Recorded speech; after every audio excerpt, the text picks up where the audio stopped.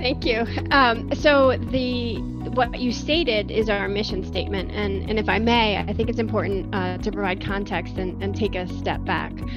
So the IWCA organization began in 2003, and it wasn't until 2019 that the organization started to transition into a staffed model.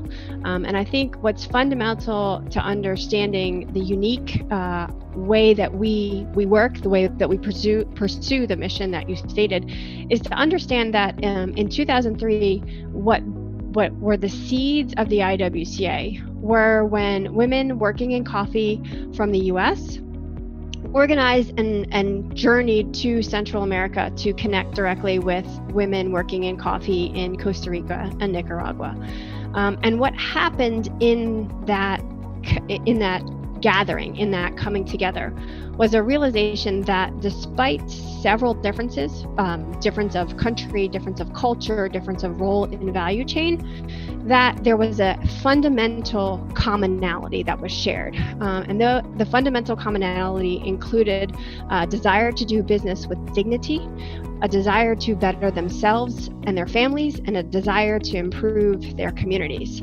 And the recognition of that common theme, despite differences, was the foundation of the IWCA organization and was the foundation of the mission statement, which you read. And so for the next 15 or so years, from 2003 to 2015, through partnerships with organizations such as the International Trade Center and others, a group of volunteers based in the US worked to grow what became the IWCA organization. And I say work to grow, but it's also very important to remember, especially when we think of nonprofit organizations, that core to the IWCA model is not a group that is based in the US or based in Europe, which goes into other countries and runs programs, delivers programs, etc.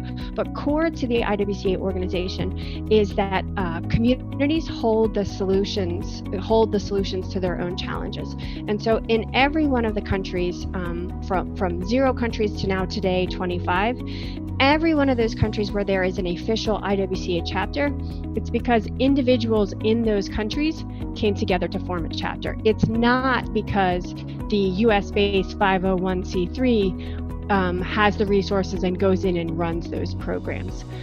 So I say all that to say, number one, it's important to understand the different model that IWCA operates in. It is very much a people know of our network, identify being part of this network, identify with the mission that connects all of the countries as a key element to addressing the challenges that they've identified in their communities. And so how, to your question, how do we achieve our mission? It is exactly as you stated in your introduction, through amplified market visibility, strategic partnership, and leadership development. And as you may guess, with a very leanly resourced organization that only recently came to have a staffed model, the leadership development happens in leadership by doing, right? Leadership by choosing to come together, find that commonality, and work together to form a chapter. The amplified market visibility is much like, what I suspect led us to come together today. That connectedness, that common point of visibility, which enables individual chapters and countries to become more amplified, become more visible. And strategic partnership is also what is able to occur through our network and through as one organization working with other regional and international organizations.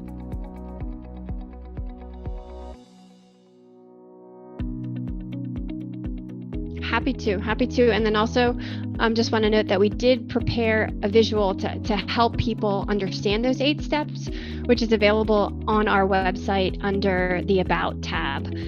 But in essence, what those 8 steps capture are providing a platform or a module for people to come together and, as I mentioned earlier, embody and practice that leadership by doing. So step 1 is much like any group comes together. It's a small group getting together and sharing about the IWCA, identifying what are the challenges that they see, why might forming an IWCA chapter be a solution to those challenges? Then that builds into what we call socialization. So core to our mission and core to our values is providing a forum for often unheard voices to be heard. And so included in socialization is the encouragement to reach voices that are often unheard or underserved. So indigenous populations, marginalized populations. And then with that socialization having occurred, it's a process of, reaching out and identifying with others, what do you see as the challenges that we might collectively work to overcome? As that process moves forward, the next stages move into, beginning to identify a leadership team that will shepherd the chapter exploration and formation. Moving next to a very key element of leadership is that the group form and complete the national process to be a legally recognized nonprofit equivalent in their country. And in some countries, this is particularly difficult for chapters with the mandate focused on empowering women. And then, furthering along the process, the chapter needs to develop a strategic plan. So what is it that is their call to action, whether it be empowering individual members to have better access to training and coffee quality, or whether it be becoming a community service organization to those rural or more marginalized populations in their community. There's also a requirement that the group develop an operations plan. So how will you exist? How will you be funded? How will you be governed? And additional aspects of good governance for any organization, for profit or nonprofit. How will you be governed? And then what are your bylaws? You need to develop bylaws, a conflict of interest policy, and democratically elect your leadership. And all of those items need to be completed, and the global team, specifically my colleague Blanca Castro, who is our chapter relations manager, works with chapters to answer questions and help them throughout the process, and if asked, help them find mentors or connect with other chapters who've successfully completed the process. But it's very much locally driven, as we've talked about, and very much of the own volition and resources of those coming together to form a chapter. But once all of those steps are completed, the full packet is completed as one full packet. Three different individuals review it to make sure everything is complete, and then we welcome the organization as a official member of the IWCA.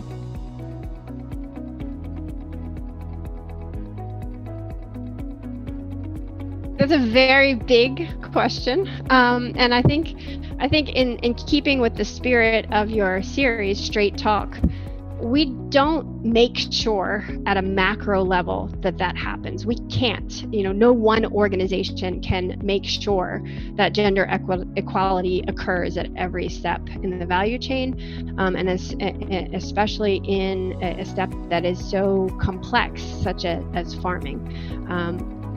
I would say that we all have a role to play in gender equity, gender equality, racial equity, racial equality. We all have a role to play, and the part that IWCA plays, and specifically IWCA chapters play, is providing a forum for those who are marginalized, for those whose voices are not heard, to be heard and to be part of the solution, because each individual chapter is designed by members of a country, and so are well positioned to identify, okay, here's the challenge that we're going to tackle now.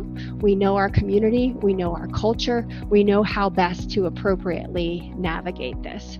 And so I think, no one NGO, no one organization can make sure that this happens, but the part that IWCA does play is to provide a forum for those for whom the system is not working, to be change agents, to pursue sustainable livelihoods for all.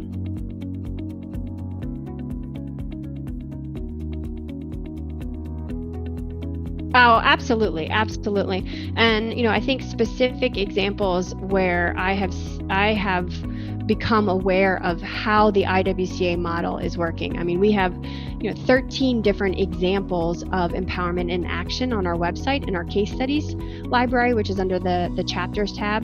But a most recent example, and you can see this on our YouTube channel, is the IWCA Uganda chapter, who, as a video captured from Ugandan national television describes, the Uganda chapter is at the forefront of speaking to members of parliament in Uganda and describing how women and youth, and specifically interventions to address inequality and lack of access to economic engagement, needs to be an important part of the coffee bill in Uganda. And so that's a specific example where, because of the IWCA chapter formation, right, it provided an opportunity for leaders in Uganda to harness the power of coming together and conduct the research with partnerships, and also form the articulation of what needed to be done and why, specific to Uganda. So that's a specific recent example of, I think, the question you were asking me.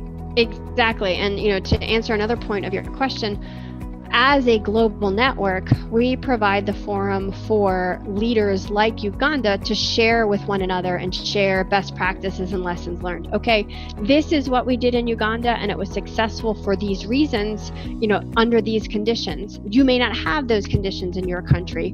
Might we suggest this? Or, and also because we are all united by one mission, creating a safe place to share things that did not work, right? We tried X and it didn't work for these reasons. Let me share that with you so you can save the time and not repeat, if that makes sense to you. So that is also the successes in Uganda, as well as other places, through the IWCA provide a forum for people to share successes and lessons learned and help one another pursue the mission that unites us all.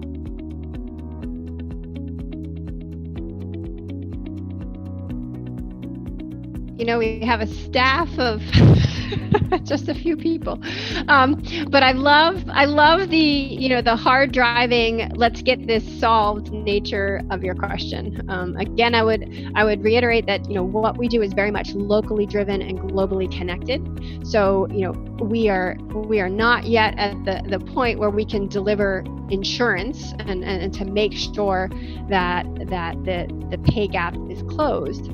However, I do know that, once again, the individual locally driven communications, providing a forum for access to training, for access to education, and perhaps most importantly, evidence of impact when women are fully engaged and included at the table, the changes that can occur, right? The advancements that can occur for the benefit of all.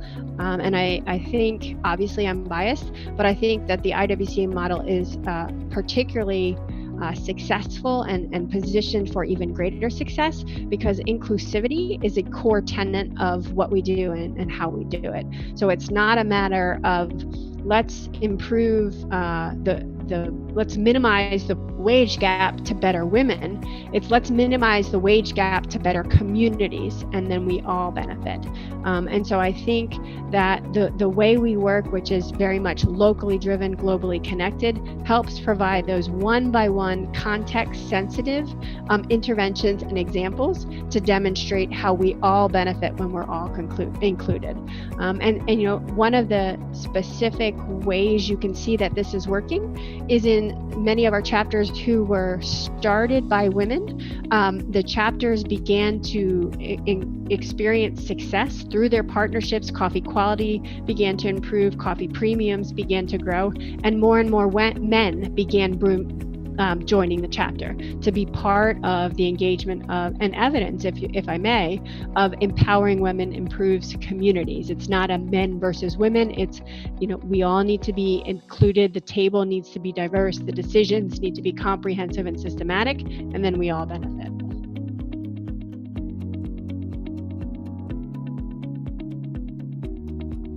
So the nature of the question is, how do we address the gap that prevents us from achieving significant reductions in hunger and poverty? Is that the essence of the question? Yeah. So as a global organization, it's important to remember that my job and my colleagues on the global team, we exist as the trunk, in many ways, the base of the tree to elevate and see the growth of the branches, which are the chapters, the branches and the leaves. And so I think the way that our organization as a whole achieves what you're asking is to continually make visible the very types of examples that you highlight.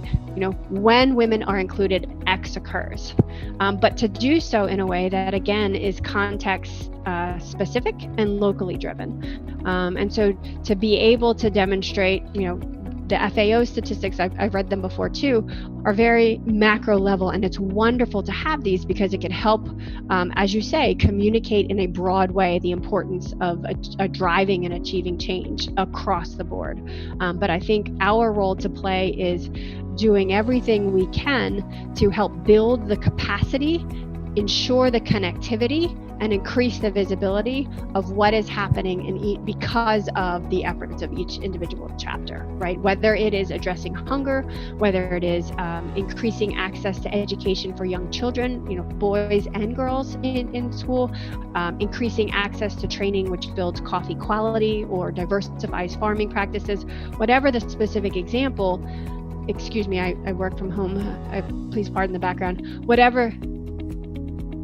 Thank you.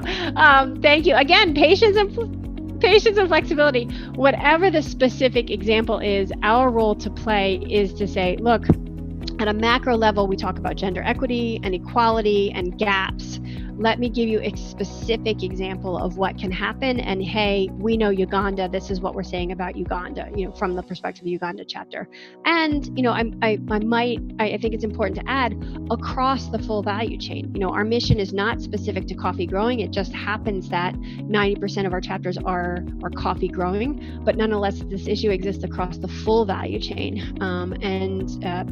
Our role to play is helping to provide that specific example of driving change, not just the macro outcome, which is gender equity or closing the gap or et cetera.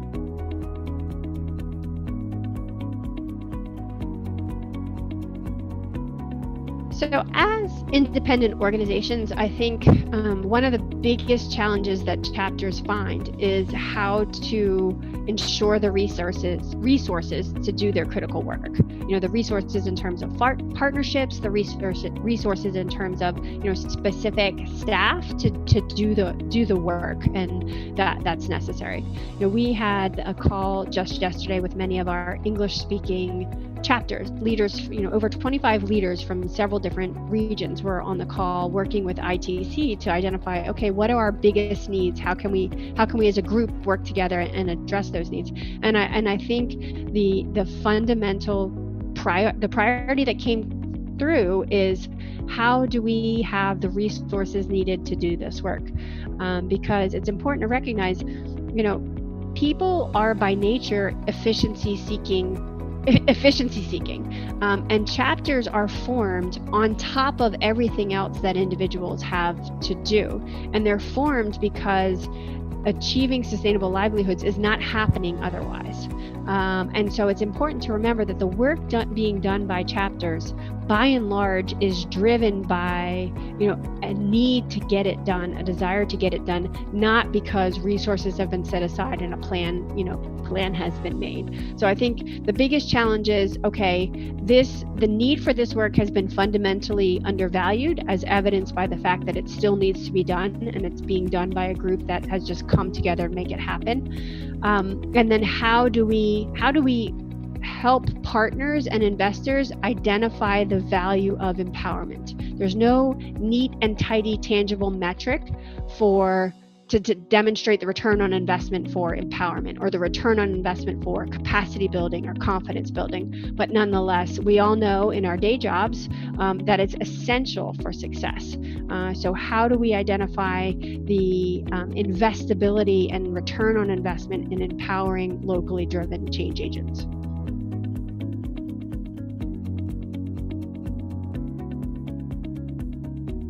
Absolutely. So This September, it will be 2 years since that MOU was signed. And as you may know, the ICO Council convenes every 6 months, plus or minus. And so the execution to date has been focused on those two areas you highlighted. And so in terms of connecting results-driven leaders, my role has been every ICO meeting to share with the ICO membership, okay, here are the results that are happening in your countries that are driven by IWCA chapters. And I've been able to help connect the country representatives that are ICO members with the country representatives that are chapter members. So to provide another forum that's outside what I might posit is the typical communication channels for the country representatives at ICO to make that connection that is based on the results that are driven by IWCA chapters, right? To help form those connections in country. Similarly, another element of that is my role in communicating back to IWCA chapters, okay, here's what's happening at ICO, because by and large, it's not happening otherwise. So for example, I'm able to describe, okay, here's what Resolution 465 is, here's the copy, here's the access, let me know if you have questions.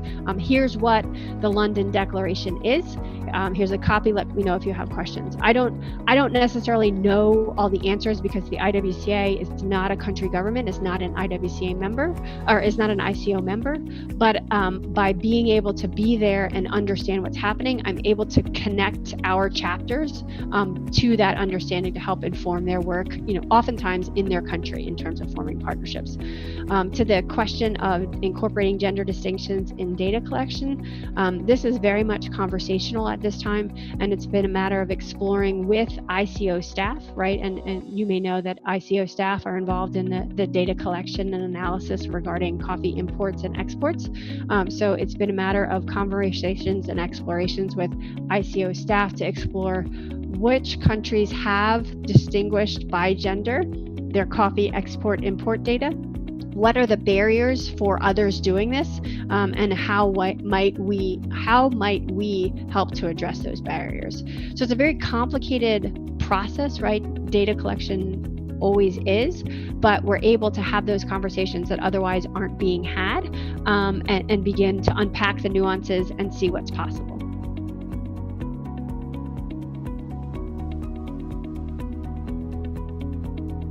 I support the idea of coming together and working to solutions and working quickly to find systemic solutions. I also support the ideas embodied in Resolution 465. The specific, I wasn't fully engaged in the formation of the London Declaration, and I work in service to my members, and so I have not signed the London Declaration because the full unpacking and vetting was not something that we were part of. So I take signing a declaration very seriously because I represent 25 different organizations. But I am very happy and honored to represent the IWCA as part of the Global Leaders Forum, the Global Leaders organization that's part of the ongoing work of the task force. So in concept, I absolutely support the pursuit of sustainable livelihoods and the pursuit of systemic solutions. But whether I specifically sign a particular document, I'm not part of the full unpacking to be able to sign that on behalf of my members right now.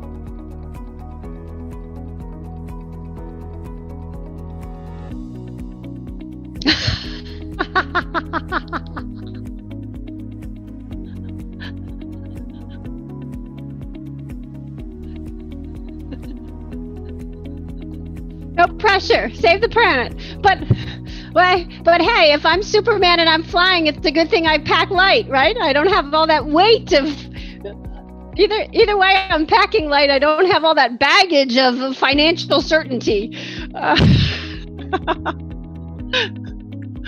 No, I think it's wonderful to have a forum to ask these questions, to bounce back and forth between the micro and the macro, because it's the way to really unpack and unpack and identify real solutions, right? Getting at the heart, the root of what the challenge is.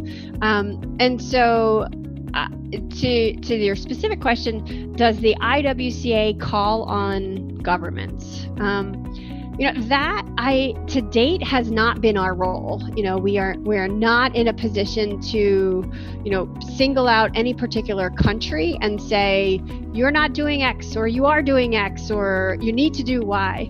Our role is, again, to amplify the voice and visibility of our chapters. So that's the role of the voice, visibility, engagement of our chapters. And so what we have seen occurring is IWCA chapter leaders, IWCA chapters as nationally recognized organizations being at the table for discussions about solutions to climate change in their countries, about what's needed for coffee science, right? The key elements of addressing climate change and biodiversity and forest preservation. So as a global organization, certainly environmental sustainability is important to us. It is a core element of our values. However, our role as a global organization is really to continue to strengthen and grow and assist in the engagement of our chapters. So the specific interventions that governments need to be doing or not be doing are that communication is happening locally. So it's a core tenet. It's one of our values. Environmental sustainability is one of our values, but how we deliver on that value is, again, going back to strengthening and assisting in the engagement of our chapters at the national level.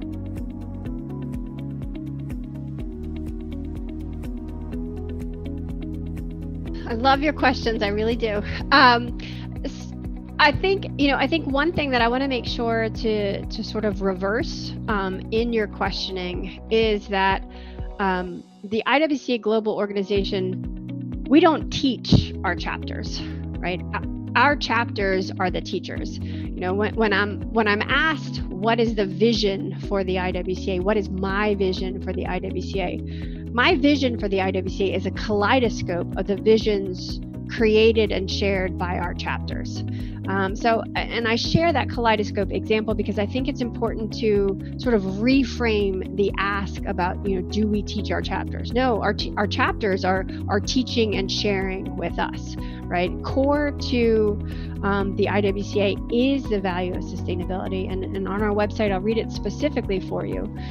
The IWCA supports programs that foster harmony of environmental, social, and economic impact. So to your question of definition, that's our definition. And that's the definition as our second listed value that's upheld by every one of our chapters. So if this is not a value to you, becoming an IWCA chapter is not the right fit for the solutions you're seeking. But in terms of how that is embodied, how that plays out in terms of programming related to soil erosion or the use of chemicals, et cetera, the stronger our chapters are at forming partnerships, the more they are able to partner with the context-educated experts in those particular topics and provide their members and communities with access to resources and trainings on those topics related to environmental sustainability, but also economic and social sustainability.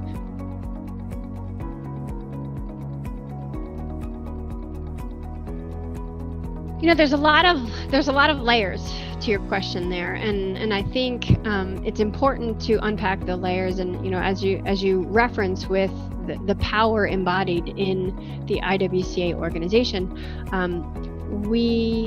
I think if solutions are to be meaningful and lasting, they're going to take time to identify and implement.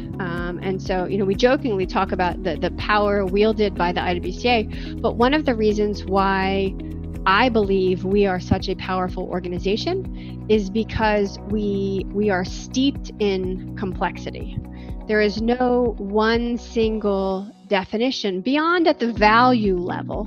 There is no one single definition that works universally for all, right? Sustainability, we know it when we see it, right? Economic equity, we know it when we see it. But how we get to those states of being from where we are now is steeped in complexity, because every context is different.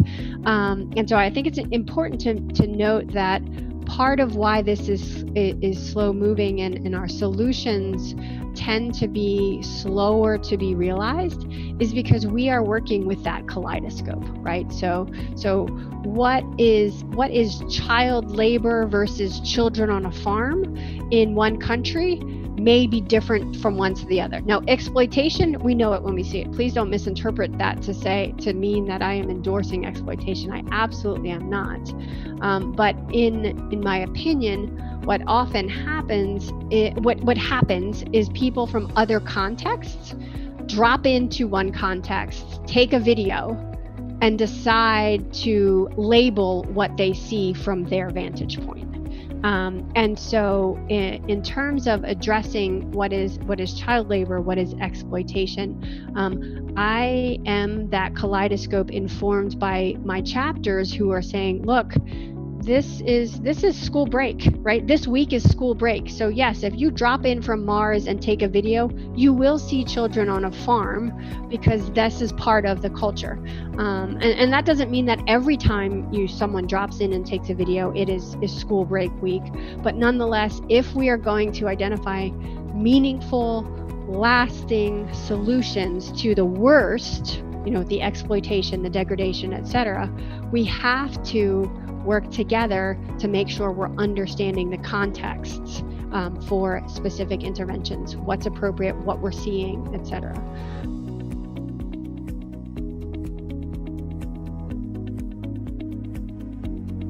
I think inclusion is the future of coffee. I think inclusion is the future of coffee. I think the evidence for meaningful engagement is the future of coffee. I think appreciation of the sometimes difficult to measure is the future of sustainable coffee and economic equality and economic empowerment. I think that much like we know it when we see it.